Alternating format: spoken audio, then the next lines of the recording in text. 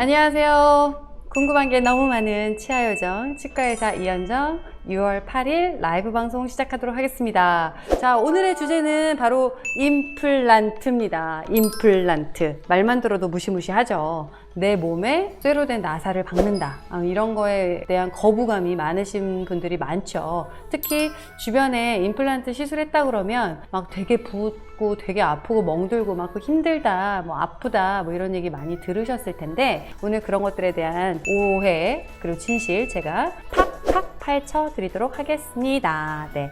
우선 오늘 임플란트라는 게 어떤 건지 잠깐 영상으로 보여드리도록 하겠습니다. 임플란트 시술하는 방법이에요. 네, 지금 보시면 저렇게 치아가 완전히 빠져서 없을 때 하는 게 임플란트입니다. 잇몸을 열고 뼈에 구멍을 뚫고 그 구멍 안에 임플란트라고 하는 저 티타늄으로 된 금속체거든요. 티타늄으로 된 금속체를 저렇게 심고 저 금속체가 뼈와 붙는 거를 기다립니다. 보통 뭐 한 4주에서 8주 정도면 뼈하고 잘 붙습니다. 저렇게 뼈하고 잘 붙고 나면 이제 머리를 올려야겠죠. 저건 뿌리에 해당하니까 저 부분에 머리를 연결하기 위해서 다시 이렇게 열고 꺼내줍니다. 꺼내주고 조금 기다렸다가 요건 한 일주일 정도만 기다리면 돼요. 일주일 정도 기다렸다가 맞춤 제작한, 왜냐면 사람마다 치아 모양과 사이즈나 이런 게 색깔이나 다 다르잖아요. 그래서 최종적으로 저렇게 끼워지는 거는 다 맞춤 제작한 그런 제품으로 저렇게 머리까지 올려주게 되면 임플란트 시술이 끝납니다. 임플란트는 인공치근이라고 그래요. 한국말로 인공치근. 그러니까 가짜 뿌리에 해당하는 거죠.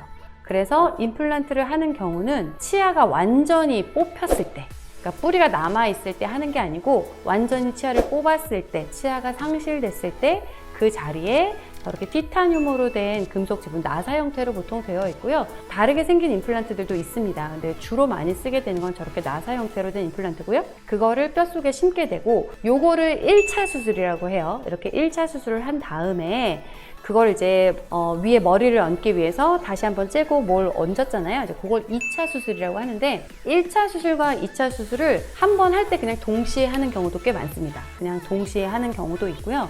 아니면 저렇게 덮어놨다가 2차 수술을 다시 2번 하는 경우도 있습니다. 그거는 원장님들마다 선호하시는 방법에 의해서 하기도 하고요. 아니면 시술할 당시의 상황에 따라서 맞춰서 하기도 합니다. 뭐가 더 좋고 나쁘다 이렇게 말할 수 있는 부분은 아니에요. 그리고 본 뜬 다음에 저렇게 맞춤 머리가 올라가게 됩니다. 이렇게 시술하는 거가 임플란트의 기본인데 아까도 말씀드렸지만 임플란트 되게 아프고 뭐 힘든 치료라고들 알고 계시는데 사실 임플란트는 굉장히 간단한 치료예요. 그러니까 신경 치료보다도 간단하고 그냥 이를 뽑는 것보다도 아프지 않은 치료입니다. 왜 그러냐면 우리 뼈에는 신경이라는 게 없어요. 우리 몸에 있는 뼈에 신경이 없습니다. 신경이 없다는 건 통증을 느끼지 못한다는 얘기예요. 근데 우리 막 뼈 부러지면 아프죠. 그건 이제 사실 뼈가 아픈 게 아니라 뼈가 부러질 때 그 충격이 주변의 근육이나 이런 연조직에 가해지게 되는데 그로 인해서 아픈 거예요. 그래서 우리가 뼈에 드릴로 구멍을 뚫고 임플란트를 하니까 뼈에 손상을 주게 되고 당연히 아플 거라고 생각하지만 사실 뼈에는 신경이 없기 때문에 통증을 느끼지 못하고요. 그리고 뼈는 붓지도 않죠. 우리 살은 붓지만 뼈라는 건 붓지도 않잖아요. 그래서 사실 임플란트 시술은 아픈 시술이 아닙니다. 그렇지만 이 임플란트 시술을 하기 위해서 아까도 잠깐 동영상에 나왔지만 위에 살을 잠깐 째고 열게 되죠. 요때 살을 얼마만큼 째느냐, 그러니까 요만큼 째느냐 이만큼 째느냐, 그리고 제끼는 것도 요만큼 제끼냐 이만큼 제끼냐, 이거에 따라서 좀 붓거나 아픈 현상이 생길 수 있습니다. 그럼 언제 살을 많이 째느냐? 뼈이식을 동반한 경우 어쩔 수 없이 많이 째야 하는 경우가 있습니다. 그냥 단순하게 뼈가 좋을 때, 심을 때는 아주 살짝만 째도 되는데 뼈이식을 해야 된다는 건 그쪽에 뼈가 많이 주저앉았다는 얘기잖아요. 그럼 뼈이식은 살 아래쪽에 해야 되니까 뼈이식을 해야 되는 곳 주변은 다 째고 제껴서 뼈이식을 하고 덮어야겠죠. 그러니까 이런 과정을 해야 되니까 당연히 살을 많이 찔 수밖에 없습니다. 그로 인해서 통증이나 멍이나 붓기가 생길 수 있겠죠. 자, 그래서 그냥 일반적인 임플란트는 너무 간단하고 그래서 사실 얘기할 게 없고요. 결국은 뼈 이식하는 임플란트, 이런 것들에 대해서 되게 궁금증도 많고 걱정도 많이 되시잖아요. 그래서 오늘은 뼈 이식하는 그 임플란트 중에 가장 이제 궁금해하시고 질문이 많고 이런 것들이 상악동 거상술에 대해서 말씀을 드리려고 합니다. 상악동에 뼈 이식하는 거. 그래서 오늘 집중적으로 파헤쳐 보도록 하겠습니다. 자, 그러면 상악동이 뭔지 궁금하시죠? 상악동이 뭐냐면 제가 여기 이렇게 이걸 가져왔는데 이렇게 여기가 콧구멍이에요. 가운데 2개 콧구멍. 이 콧구멍 안에 뼈가 비어 있죠? 여기를 비강이라고 하죠. 비강 양 옆에 눈 밑, 광대뼈 밑, 그 다음에 위턱, 치아 위에 중간 요 부분에 양쪽에 보면 이렇게 빈 공간이 있습니다. 이 빈 공간은 우리가 숨을 들이마실 때 뭐 습도 조절을 해주기도 하고 온도 조절을 해주기도 하고 뭐 압력 조절을 해주기도 하고 그런 역할을 한다고 해요. 이 상악동은 보통 이제 빈 공간에 얇은 막이 씌워져 있습니다. 그거를 이제 상악동 막이라고 하고요. 요거는 어느 형태로 보시면 되냐면 여러분들 계란 많이 드시죠? 달걀, 계란. 그거 우리 깔 때 보면 겉에 딱딱한 겉껍질이 있고 간혹 까다 보면 속에 얇은 속껍질 있는 거 아시죠? 그런 거랑 같은 거예요. 그 겉껍질 안에 속껍질 있는 것처럼 뼈 안쪽에 이렇게 얇은 막이 쌓여져 있게 됩니다. 그래서 우리가 상악동 거상술 혹은 상악동에 뼈 이식을 할 때는 그 막하고 뼈 사이에 뼈를 집어넣어야 돼요.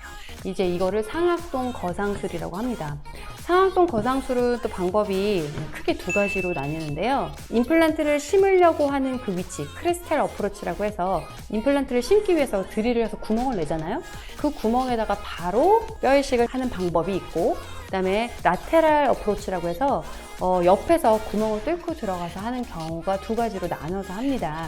이렇게 2가지로 하는 이유는 뼈 이식을 많이 해야 되거나 아니면 그 이식을 해야 되는 부위에 이상한 구조물이 있는 경우에는 크리스탈 어프로치를 하기가 좀 어려운 경우가 있습니다. 그런 경우에는 어쩔 수 없이 라테랄로 들어가서 하게 되고요. 만약에 뼈 이식 양이 많지 않고 이상한 구조물도 없는 경우라면 크리스탈 어프로치를 하게 되는데 아무래도 이쪽으로 하는 게 째는 양도 훨씬 적게 되고 그로 인해서 붓기나 통증 같은 게 훨씬 적게 되겠죠. 라테랄로 들어가는 경우는 아무래도 구멍을 조금 크게 뚫어야 되고 또 째는 양도 크리스탈로 들어가는 것보다는 좀 더 많기 때문에 통증이나 이런 게 좀 생길 수 있고요. 이제 원장님들마다 이제 째는 스타일이 좀 다르시잖아요. 그래서 이제 환자분들 중에 라테랄로 들어가셨는데 막 멍이 목 있는 데까지 내려오고 이러신 분도 있으시다고 하시더라고요. 자, 그러면 크리스탈 어프로치 그리고 라테랄 어프로치 하는 영상 보여드릴게요. 우선 크리스탈 어프로치 하는 영상 보여드리도록 하겠습니다. 자, 사람 얼굴이 있으면 상악동이라고 하는 것이 저렇게 있습니다. 눈 밑에. 자, 마찬가지로 우선 살이 잘 덮여 있으니까 째야겠죠. 자, 크리스탈은 많이 찔 필요 없어요. 살짝만 째면 됩니다. 임플란트 심는 위치 그것만 할 거니까 이렇게 한 상태에서 하얀 게 뼈고요. 가운데 부분 빨간 게 상악동 막이라고 생각하시면 됩니다.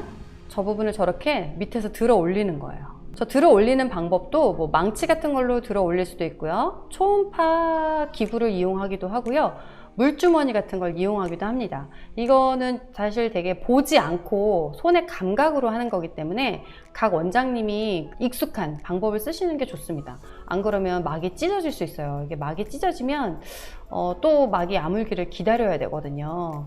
네, 저렇게 뼈 이식을 하고 임플란트까지 같이 심게 됩니다. 지금 영상에서 보셔서 아시겠지만 그래도 이렇게 크리스탈 어프로치를 하려면 뼈가 어느 정도 있어야 돼요. 네, 어느 정도 있어야 되냐면 물론 필요한 경우는 긴 걸 심기도 하고 특수한 경우는 짧은 걸 심기도 합니다만 그래도 8에서 10mm 정도를 심어야 돼요. 근데 상악동 밑에 이제 남아있는 뼈가 5mm일 때 8mm짜리를 심으려면 3mm를 올려야 되잖아요. 이 정도 양은 크리스탈 어프로치로 해도 됩니다. 근데 지금 3mm가 남았어요. 그러면 3mm가 남은 상태에서 8mm를 심으려면 아주 따뜻하게 심는다고 해도 5mm를 올려야 되잖아요. 그러면 사실 적은 양이 아니거든요. 남아있는 뼈보다 올려야 되는 양이 훨씬 많게 되죠. 이런 경우 크리스탈 어프로치는 막을 직접 눈으로 보고 하는 게 아니라 감각으로 하는 거기 때문에 많이 올리다가 보면 막판에 이렇게 조금 욕심부리다가 찢어질 수도 있어서 이렇게 뼈 이식을 많이 해야 될 때는 크레스탈 어프로치보다는 라테랄로 들어가서 막을 직접 눈으로 보고 수술하는 걸 더 선호하게 됩니다. 근데 이렇게 5mm가 남은 경우에는 3mm 정도, 4mm 정도만 올리면 되니까 이런 경우에는 자신 있으면 크레스탈로 접근해도 되겠죠. 이분 같은 경우는 5mm 남아 있었기 때문에 제가 크레스탈로 접근을 해서 바로 식립을 했어요. 그래서 보여드리면 이렇게 앞에 위에 부분 임플란트 심으면서 위로 볼록하게 올라간 게 보이시죠? 이거는 이제 심는 위치에서 크리스탈로 접근해서 이렇게 식립을 했습니다. 이렇게 식립하면 통증이 거의 없어요. 왜냐면 째는 양도 적고 그다음에 어쨌든 이식한 뼈가 많으면 많을수록 임플란트를 심은 다음에 오래 기다려야 되거든요. 왜냐면 이식한 뼈는 우선 내 뼈가 아니기 때문에 이게 그래도 어느 정도 내 뼈로 좀 치환이 되는 거를 기다려야 되는데 어쨌든 내 뼈가 많이 있고 이식한 게 적으니까 그렇게 오래 기다리지 않아도 되겠죠. 근데 만약에 내 뼈는 적고 이식한 뼈가 많다. 그러면 그만큼 많이 기다려야 되겠죠. 아주 쉽게 평균적으로 말씀드리면 1mm 올릴 때마다 한 달 기다린다고 생각하시면 돼요. 제가 지금 5mm 남아서 3mm를 올렸으니까 석 달 기다리면 되겠죠. 이건 그냥 평균으로 그렇게 하는 거고 실제로는 이제 뼈의 형태가 이렇게 오목하냐 볼록하냐 뭐 넓냐 이런 거에 따라서 또 좀 차이가 있습니다. 그래서 그거는 시술한 원장님을 믿고 진행하시면 될 것 같습니다. 라테랄 어프로치 방법도 영상 보여드릴게요. 똑같은 경우지만 뼈가 많이 없는 경우 이렇게 이제 옆을 따는데 옆이라고 하는 게 보통 광대뼈 밑쪽을 따기 때문에 이렇게 절개가 좀 많아집니다. 어쩔 수 없어요. 절개를 좀 많이 합니다. 절개를 많이 하면 많이 할수록 좀 붓고 멍이 들 수밖에 없겠죠. 그래서 시술하는 의사가 가능하면 절개를 조금 할 수 있도록 좀 나름의 노하우가 필요합니다. 네, 그 다음에 옆에서 저렇게 구멍을 뚫어요. 아까 밑에서 뚫는 것보다 구멍 사이즈가 큽니다. 구멍 사이즈가 크고 또 옆에서 들어가기 때문에 저 막이 잘 보여요. 저 막이 잘 보이니까 보이는 막을 저렇게 기구를 이용해서 이렇게 뼈랑 분리를 합니다. 분리를 하고 분리한 부분에 뼈 이식을 하게 되겠죠. 네, 이거 분리하는 게 그렇게 어렵진 않아요. 근데 이 상악동 막이라는 게 굉장히 얇은데 여기에 되게 오랜 기간 비염을 앓으시거나 아니면 혹은 염증이 있으신 분들은 저 막이 원래 약간 탱글탱글한데 탱글탱글하지 않고 흐물떡 거리시는 분들이 있어요. 제가 이제 수술한 케이스 중에 저기를 딱 따고 들어갔는데 안에서 시커먼 곰팡이가 가득 있어서 제가 저기를 임플란트는 못 심고 이비인후과 수술을 해준 적이 있어요. 그래서 이 막의 상태가 굉장히 중요한데 보통 이제 수술하기 전에 이 부분을 CT를 찍어서 어느 정도 확인을 하기 때문에 대충은 알 수 있어요. 그런데 CT상에서 그냥 봤을 때 거기에 뭐가 있다라는 걸 알 수는 없고 뭔가 좀 이상하다, 뭔가 좀 염증기가 있다, 이 정도만 알 수 있어서 정확한 거는 이제 따고 들어가야 알거든요. 근데 이제 CT상에 너무 많이 좀 이상하다 싶으면 시술을 하기 전에 이비인후과에 먼저 이제 보냅니다. 그래서 이비인후과에서 치료를 먼저 받고 나면 저 막이 다시 탱글탱글하게 돌아오는 경우가 많거든요. 그래서 그렇게 만든 상태에서 임플란트 시술을 하게 되는 경우도 있습니다. 그래서 이비인후과랑 치과가 사실은 이런 부분에 있어서 연계를 하는 경우가 많이 있습니다. 하여튼 여러분들 위해서 제가 노력을 많이 하고 있는데 여전히 좀 전문 방송인이 아니다 보니까 좀 부족하네요. 계속 노력하고 혹시 부족한 부분들은 제가 1분 영상으로 또 만들어서 올려드리도록 하겠습니다. 제 마지막 인사는 늘 똑같습니다. 자기 전에 양치하고 자는 거 잊지 마시고 여러분들의 치아 건강을 위해서 저는 좋은 정보 드리기 위해서 계속 노력하겠습니다. 여러분 안녕. 감사해요.